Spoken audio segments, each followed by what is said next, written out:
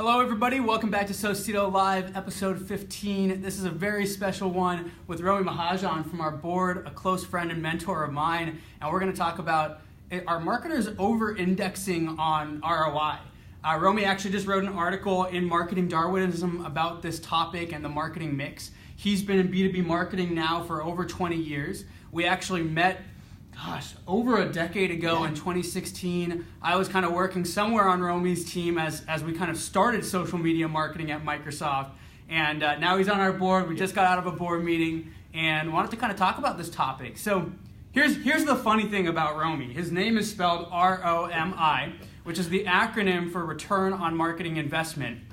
Why do you think marketers are over-indexing on ROI? You know, it's really funny. It is really an irony because it's an opening gambit for me in these in a lot of my events where I'm actually talking about the importance of ROI, but not getting overzealous about it. Mm-hmm. And my name, of course, is return on marketing investment. So I wish I had $1 for every time somebody mentioned that term because it's become, of course, very, very fashionable.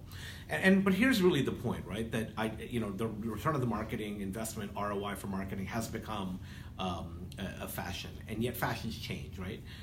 There used to be this adage about hemlines and jean types, they change. But in business, fashions change as well. And with the advent, I think, of digital marketing especially, people have been really what I call wrapped around the axle, or very zealous about trying to always prove ROI. As though marketing were a science, as though you could attribute all these marketing outcomes to one particular action you took that cost $1 or $100 or $50. And we created, in some sense, not only a false science, but we also put way too much responsibility on marketing. Mm-hmm. Because if you as a marketer are always out to prove and attribute every good thing that's happened to a company to your work, you're going to start making promises that you can't fulfill. Yep. And so for me, over-index on something isn't good, but that doesn't mean that the baby is bad. The bathwater might be dirty. Mm-hmm. So for me, Asim, and you're right, we go back so long, we've been involved in marketing in so many different ways and in such a splendiferous time for marketing. I think marketers need to reclaim their profession and really think about some of the art involved and not the false science. Right. So we're over-indexed, right? We don't want to throw the baby out with the bathwater. Yeah. What does that mean, right? If you're a CMO or a marketing practitioner, how are you justifying where you're spending time and money? Yeah, and I'll tell you the answer to that is not particularly cut and dry. Mm-hmm. And here's sort of how I think about it. In order to explain that, I have to sort of rekindle this notion of the marketing mix. Right? And the marketing mix is, look, if you have $1 to spend, how many, you put 5 cents here, 10 cents here, 15 cents here, and you try to create sort of an omni-channel presence for your company, right? The problem with the input being ROI versus the output being ROI is that if you have to measure, scrutinize every dollar, then you're only going to pick the channels to invest in that are inherently and quickly measurable. Right. You're going to probably, therefore, avoid a whole set of channels, right, that exist, right? It's a bit like saying that you'd have a closet with only one color of clothes. Or it's like saying that you're a chef with an infinite number of ingredients, but you only have one pan to cook it up in. It doesn't make sense. We're offered such a, and with digital, the burgeoning of channels by which you can market is crazy. Right. And yet ROI would suggest, right, that you only pick certain channels that are imminently and highly measurable. Right. And I think that's led marketers astray, to be honest. Right. So, I mean, it's kind of like this video, for example, I'm not going to be able to track exactly who watched it and who bought Socedo. I can from email or AdWords, but that doesn't mean I shouldn't be doing this video. It's totally part of the mix. Totally right. Now, it doesn't also mean that you should only do videos like this, right? Because you want to have some sense of input and output in terms of dollars, people's time, and so on and so forth. But again, that's why I'm talking about over-indexing. Right. I think we need to have the pendulum come back a little bit to the middle and say, look, if that old joke about marketing being, 50% of it being measurable, we just don't know which 50%, fine, go 50-50. Yeah. And think about things like physical marketing, right? That how many people walk by a billboard or so on and so forth. It's very, very, very hard to measure. Yeah. But there's still an incredibly important part of the marketing mix. Yeah.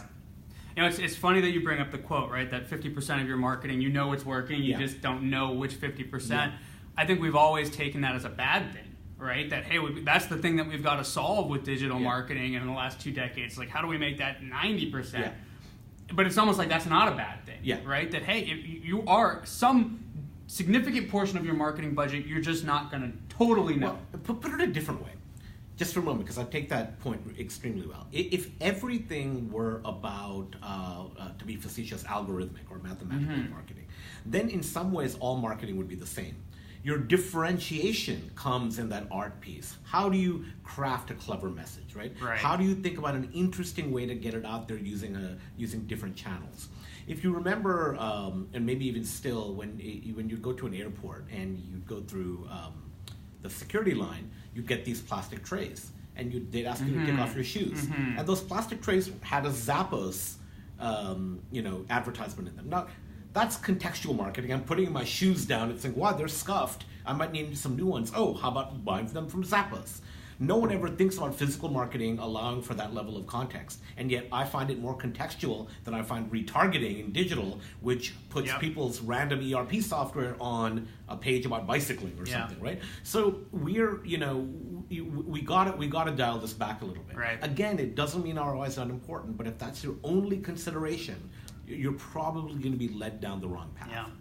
I mean, Zappos is such an interesting example because that is a company that was born in the digital age, right? Like they, from day one, they never had to be in that 50%, I don't know what is happening with my marketing. But if they didn't take the bet to go put those ads on the security bins, they would have missed what probably is one of the biggest ROI channels for that. Absolutely, absolutely. And again, one that actually meets all of the characteristics of digital, right? Which is, can you actually connect it contextually to what somebody's doing at that point? Right. Wow, talk about connecting an ad to your behavior. Right, I'm taking off my shoes, and now there's an ad for shoes, and I can't find it in my own life an example of a better contextual advertising than that, and that's a physical piece of a physical activation. Right. So, right.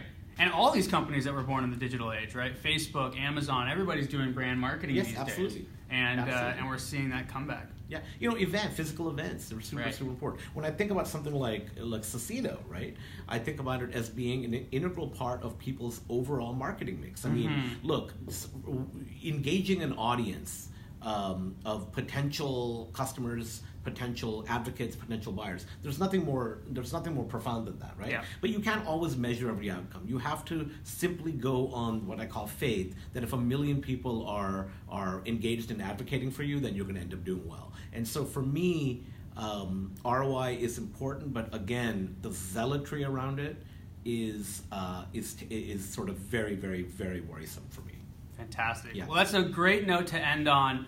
Thank you, everybody, for joining us. Don't over-index. It's a great conversation to have with Romy. Return on marketing investment. Don't over-index. It's still important, but we got to swing that pendulum back a little bit. Right. And reclaim our profession as marketers. Love it. Thanks, you so much.